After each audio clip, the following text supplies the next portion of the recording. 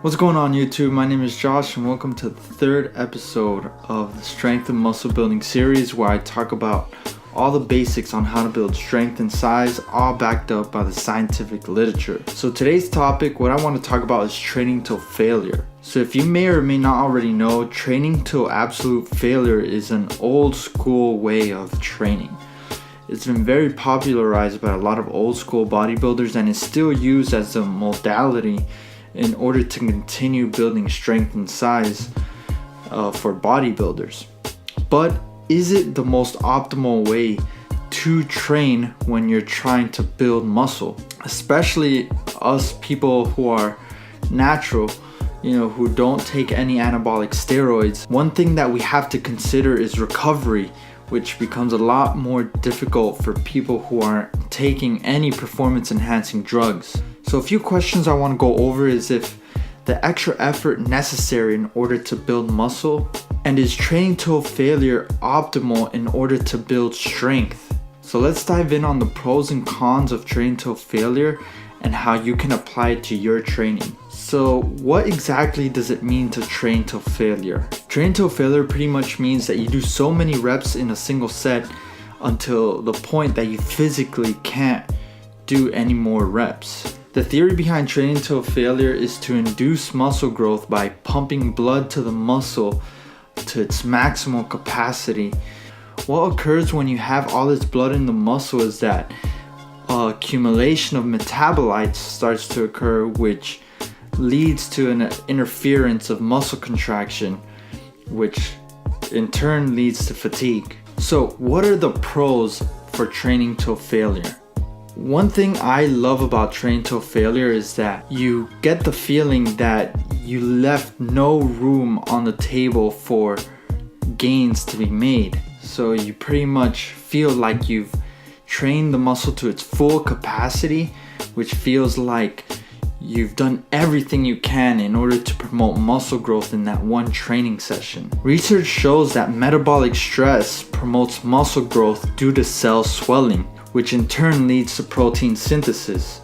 In other words, it leads to more muscle gains. And what a better way to increase metabolic stress in a muscle than to pump it as much as you possibly can full of blood in every single set. So what are the cons to training till failure? If you train till failure with movements like the barbell squat, the barbell bench, the deadlift, and all these big main compound movements, then you run the risk of getting injured. And this is just because of the difficulty of the movement. It requires a lot of focus in order to properly do these exercises correctly, and you're using a lot of muscles, which in turn can lead to fatigue. With this increased fatigue, it could potentially decrease the performance of your training.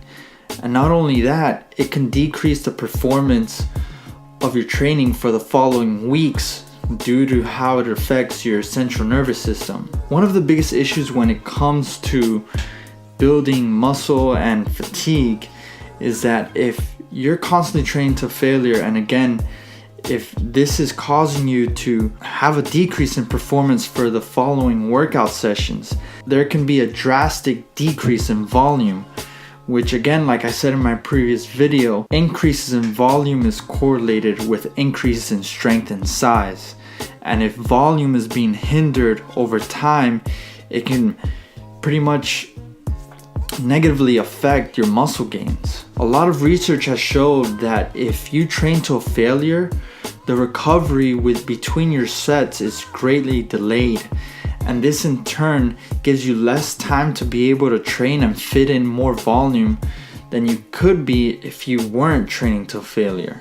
In my personal opinion, if you decide to train till failure, you should only do it for isolation exercises and never with the compound movements, unless you're testing like your rep max for the bench. But for sure, I wouldn't do it for movements like the squat or the deadlift. If you want to train till failure or close to failure, I recommend training till at least you leave one rep left in the tank, where research has shown that you get the same benefits of training to failure if you train close to failure, not to absolute failure. So leaving about 1 rep in the tank, you'll get the same benefits just as if you were training to absolute failure. So in my opinion, staying 1 rep shy from failure is much more beneficial than training to absolute failure, because you'll be able to recover much better between sets and you'll get the same metabolic effect, which can lead to more protein synthesis and more muscle gains without the negative effects of recovery. This in turn allows you to accumulate more volume over time, which leads to then more muscle gains. Make sure to watch my other 2 videos on this series where I talk about training volume and compound movements and the benefits of compound movements. Please subscribe to the channel, give it a like if you found this video informative, and thanks for watching, guys. Stay well. Peace.